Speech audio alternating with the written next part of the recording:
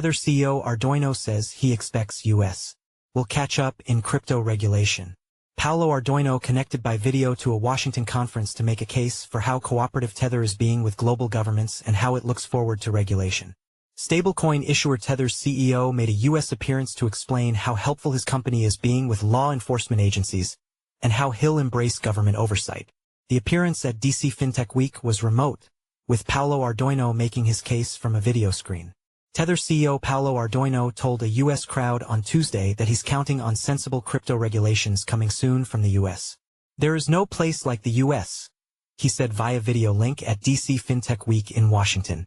I think it's very, very important that sensible crypto regulations and stablecoin regulations will come to fruition in a way that will protect the end users, he said, predicting that would happen in the U.S. When the U.S. arrives at rules, it will allow stablecoin innovations to continue to offer a lifeline to people in other parts of the world who don't have the same opportunities as people in the US and Europe. Tether is the top global issuer of stablecoins, namely USDT.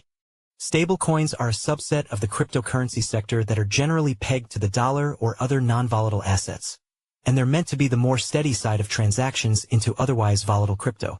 Tether and its CEO have been making a recent case that the decade-old company is cooperating with governments after a history in which it was known more for defiance of such relationships.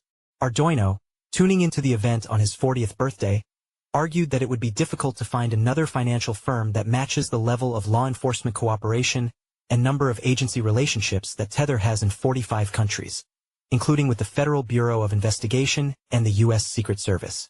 Making the case for stablecoins and Tether, which now boasts more than 330 million users, he said his company survived billions in sudden redemptions in 2022, more than 10% of its reserves. That was a type of pressure that almost no bank was able to survive. He argued that Tether's 104% over-collateralized reserve, based mostly 84% in U.S. treasuries, is the best quality backing the company could set up, though the company has long taken criticism for a lack of transparency into its holdings. We are purchasing immense quantities of U.S. debt, Ardoino said. The most important job of a stablecoin issuer is being able to liquidate the reserves and pay back everyone in a time of redemptions, he said. He contended that the company's holdings would rival a mid-range country in its treasuries portfolio, but it carries less risk to the U.S. because it doesn't represent a single entity that can buy or dump huge swaths of the market in one action. Ardoino said that Tether's non-U.S. focus makes sense, because people in the U.S. already have easy access to dollar-based assets, while such assets are urgently needed in other countries, especially those with massive inflation. I am very in favor, and we as a company are very in favor of regulations, but regulation should help defend the customer, Ardoino said, arguing that European standards for stablecoins are problematic in part because of that region's particular approach to cash reserves. The company has also been subjected to law enforcement scrutiny itself, though that hasn't developed yet into a major criminal case in the U.S.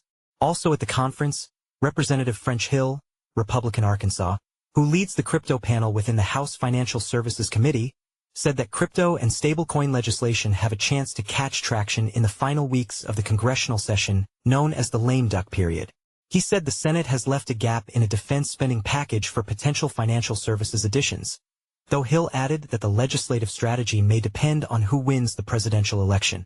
If it doesn't happen this year, Hill, who may be a contender to run the wider committee next year as its chairman, Representative Patrick McHenry, Republican North Carolina, retires, said crypto will be a top priority for the session starting in 2025.